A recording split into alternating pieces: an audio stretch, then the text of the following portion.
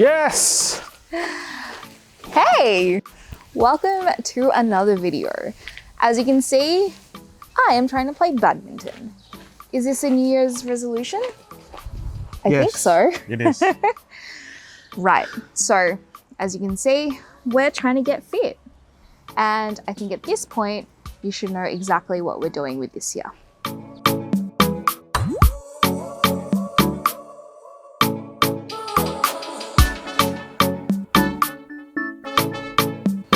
Hello, Happy New Year. Happy New Year! We are in an outdoor studio today. No, it's just our backyard. Weather was really nice, is still nice for the next hour before the sun goes down, and that's why we decided to come out here. This being our first video for the year, we should talk about a few things that we have set up for ourselves. What do you say? Yeah, sure. Okay, so New Year's resolution being the first, is it still the first week of the new year? It is still the first week of the new year. We are slightly running behind, but we did do a lot of planning during our break, which is what we're officially going to call it. Yep. And I think it's going to be pretty exciting. I think first things first, well, we should talk about what we're doing, which is New Year's resolutions. Okay. Yeah. So we have a few that we kind of hinted at in our last video where we went climbing, attempted a climb at the Yuyangs. So we joined the gym the day before the New Year's, which is also called New Year's Eve, for those that didn't know. Myself. So long short of it is, yes, we did join the gym and we've been pretty regular-ish when I say.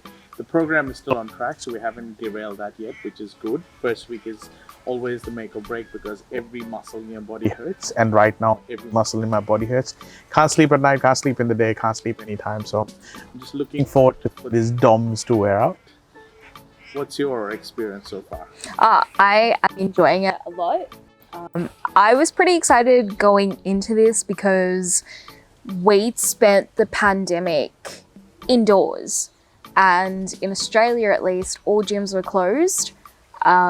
Which derailed our plans for last year because we'd actually set out around the same time, a few weeks into January, where we decided that we wanted to get fit. And then March happened, pandemic happened, and we spent 9 months inside. Yeah. And yeah, sure, you know, some of you may be wondering, well, guys, why didn't you do some workouts at home?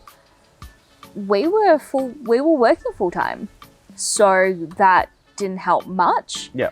And I'm not gonna lie, we kind of became a bit lazy as well. Complacent, I think, is a better term. 100%. And simple things sort of come into play here, which I did want to talk about, and voiceover here, I suppose. Portion control.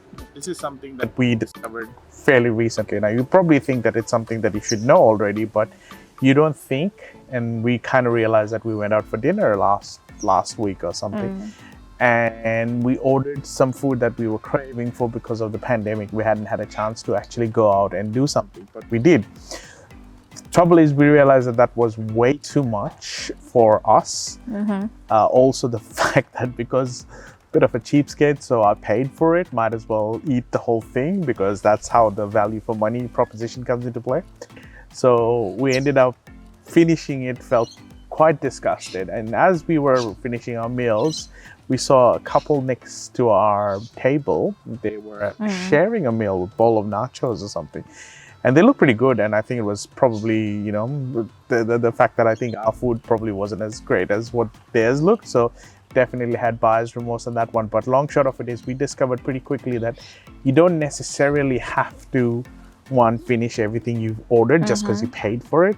Two, make sure that if you are ordering something, see if you can share something together. Absolutely. And Sabia came up with this, and that's a really good point. And I can't take all the credit. This happened quite unconsciously. I realized that I'd been, and I'm not trying to, you know, jump on you or like, I'm not trying to diss you or anything, but I kind of took my cues from Dash, like early on in our relationship, where, you know, he complained that I'd eat like a bird. And that's a story for another day. But when he would eat and he'd look at me and he'd say, "Is that all you're going to eat?" And this is something that I dealt with pretty much all my life. When I take small amounts, you know, all my aunties and family friends would say, "Oh, are you on a diet?" And I could not stand the word. I'm still not fond of it, but I could not stand it back then. And I think I just developed some really horrible eating habits where I would stop eating for a majority of the day, but then I'd have like a super massive meal and I'd feel disgusted and I'd go to bed being like, why would you do that to yourself? And the following morning, I'd forget how disgusted I felt and I'd continue on. And this happened for quite some time. And so in this relationship, I kind of realized that, you know, no one's judging me. So I started eating bigger meals. And then with bigger meals comes weight gain. And that's what I did. No shame here. I think I'm beyond that. But I put on 15 kilos. Same. And these, Yeah, same for me. And these 15 kilos have pushed me to my highest weight. And I'm sitting here and I'm saying it, and we're going to add it in the description as well, to be completely honest. I'm currently, well, as of last week, I was sitting at 100 kilos. And I've kind of done a touch and go on that, and it's not been easy, and there have been some tears.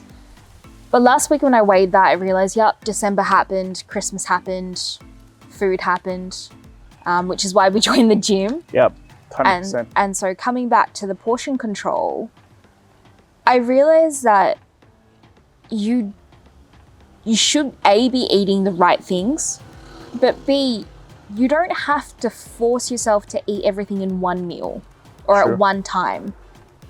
And that's where for lunch on a Sunday, I said, I don't want much, but I'm hungry. So I took out a small bowl. And when Dash saw it, he's like, is that all you're eating? Those little moments of, I'm getting that judgment came. And then in the next sentence it came, oh my God, that's such a good idea. And I was like, oh, great. Yeah, I mean, I didn't thought of that until she sort of manifested itself on the kitchen table there, because we've always had the bowl. I just thought they were for ice cream or something small, you know? Which is what he said. He's like, oh my God, don't you use that for ice cream? Yes. Now you're using it for lunch? Yes. That's so cool. It is. It's mind-bending how much, like, try it for yourself if you want. Change nothing else, you know, eat everything that you're eating right now and just use a smaller bowl. Look, if you do get hungry and if you think, Lana, I need more food, go for a second serving at least, but you're still sticking to the smaller servings. Exactly. Try it for a week, because she started doing it a bit earlier than me. And the way I sort of think about it is, if I do get a McDonald's burger or something like that, I'm going to have to cut it to make it fit right into the bowl with probably 3 chips. And that's probably the most amount of food I can have. But if you think about it from that perspective, that, yeah, you can still go and get takeaway. Just make sure it fits into that bowl. So like a 6-inch Subway is going to be still bigger for the bowl. Absolutely. So We'd have to halve it. You'll have to have a 6-inch Subway. A kebab will probably have to be put in thirds. You know, one of those kebabs with pita rolls and bread. McDonald's, which is really, really easy to get because of drive-through, get a cheeseburger and you'll probably have to halve it. Yeah. Just to make it fit into the bowl, because a full cheeseburger will actually fill up the bowl. And if you want to have a couple of chips, that's going to cost extra. So Yeah. Yeah. I think it's also really important to know that these are little psychological tricks you can play on yourself. If you're presented with a plate, right? Standard size plate. However, the rim is a completely different color to the main portion. A lot of people find themselves only wanting to put food on the inside. So if the inside is white and the rim is blue, people don't want to go outside of the white. And using that metaphor is where I got the bowl. It's a patterned bowl, but for me, there's a thick rim and that's not what I want to touch. So, like Dash said, try it for a week. Grab a bowl or a plate with a large rim and a small inside, and see if that changes your eating habits. The biggest thing that we can say, and coming back to what our resolutions are, is that sometimes the smallest change is what gives you the biggest gains. Yeah. Or in our case, the biggest losses. Yes, we're definitely looking for losses more than gains. Probably gains in a different sense once we kick our fitness goals a little bit harder. Mm-hmm. I definitely want to attempt Yuyangs, and if we found a few more places around where we live, Yeah. close by, that we want to do, 1,001 steps. In Narre Warren. Narre Warren. That's something we definitely want to do. So yeah, you'll definitely see those videos and progress. And next time when we go to the Yuyangs, it will be the view from the top. We promise you that. So. All right. So I think it's really important to know what our New Year's resolution is. We're talking about New Year's resolutions. For us, as I may have mentioned earlier or later, edit dude person, he'll tell us. But our goal for 2021 is strictly our health. I'll give you a little bit of a background. Since we've met each other and been in this relationship, we've enjoyed ourselves a lot. And I say this all the time. Yeah. Where we like food, but something that we both realized not so early on is that we have very emotional relationships with food. Yeah. And if there's one lesson that I want to be able to learn and really hold on to, it's changing at least my relationship with how I see food. My outlet cannot be to go and grab something to eat when I'm feeling sad, happy, ambivalent. I should not be turning to food. I have a great support partner in Dash. I have great support in family and friends. We both do. So absolutely our goal and our New Year's resolution is to lose weight. 100%. And I think at this point, it's important to also, and look, this isn't just for you guys, this is actually for us. Yeah. Because we plan to look at this at the end of the year and see how far we've come. So between the two of us, we need to lose 90 kilos, and for imperial standards, under 200 pounds. Between the two of us. So it's not a small goal. We do not want to rush into this. Yeah. Gradual loss is sustainable and long-term. We will make sure that all our current weight goals are in the description for you, so you know where we're starting. Yeah. And- be doing, Yeah. like, just to cut off, we're going to be updating what we do on Instagram as well. Like, the Too Impulsive one is fine, but we'll also have our individuals Instagram, which will be here. Yep. And they will be our yardstick on how we're progressing. Yep. And how we want to progress and what achievements we've so far done. So We spend so much time keeping our goals to ourselves. So for us, this is really a chance to what's the word? keep ourselves accountable. Yes, accountability. Yeah. Absolutely. To hold ourselves accountable and to track our progress as well. It is going to be long and difficult. I already know this, but I have already changed one thing for myself, and I believe Dash has done the same, and that is to change my mindset on how I go about this. What say you? Yeah, 100%. And as I said, it's the small things that are going to count towards this, and setting ourselves up for the new year, and the whole idea of what we are wanting to achieve. Because it's not just a change of calendar, it's also a good way to sort of get things right that you haven't got right in the last year or the year before. learning from experience, using that as your guide to where the pitfalls are and learning to get over them rather than getting stuck with them, which is what I suppose we've done all our lives. And it's okay. It doesn't matter if you're 20, you're 30, you're 40, or whatever age you are, as long as you can learn from your experiences and move on and basically use them to catapult to where you want to go. That's, I suppose, is the best way you can set up yourself for a brand new year and for the rest of your life. So Absolutely. And when we say long term, we're not just saying this year. This is the rest of our lives. This is not just a yearly goal. This is a permanent change for us. Once we get fit, it's not that we want to go back to our pre-fit ways. Honestly, I want to live till I'm like 100 if I could.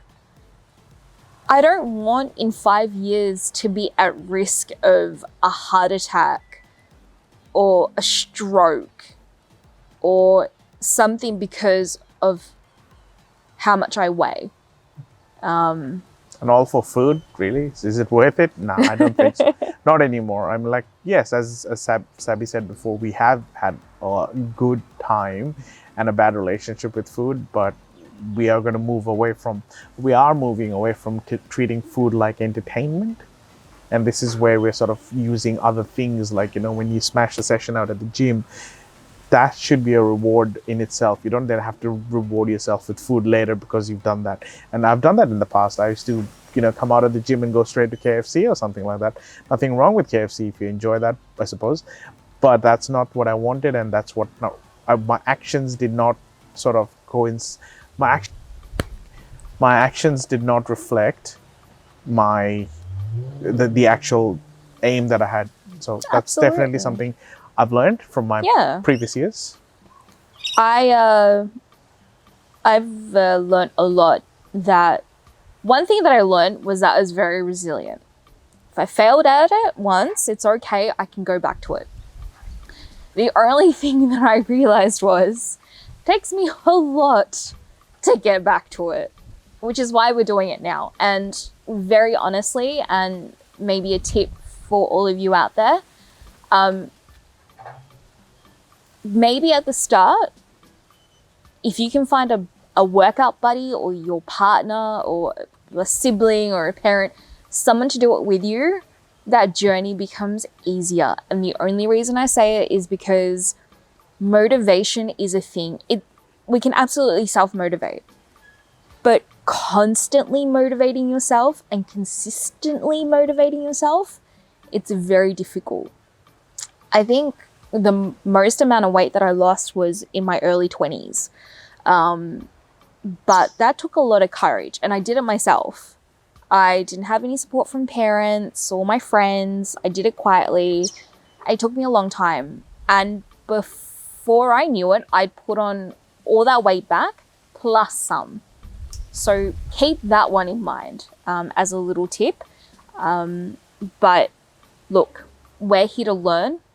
We're both going to be falling again.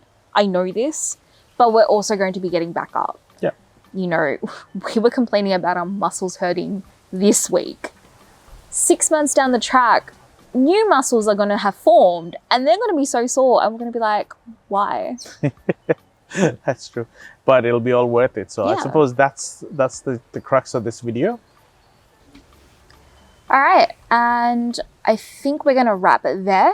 I hope you took some inspiration from us, or some insight at the very least.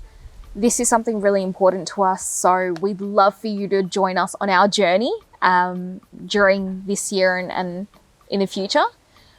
So from Dash and myself, have a great day ahead, and please make sure that you click that subscribe button to catch up on what we're doing. And please comment and let us know if you have any tips for us or any insight into what changes we can make. We'd love to hear from you. Bye. See you in the next one.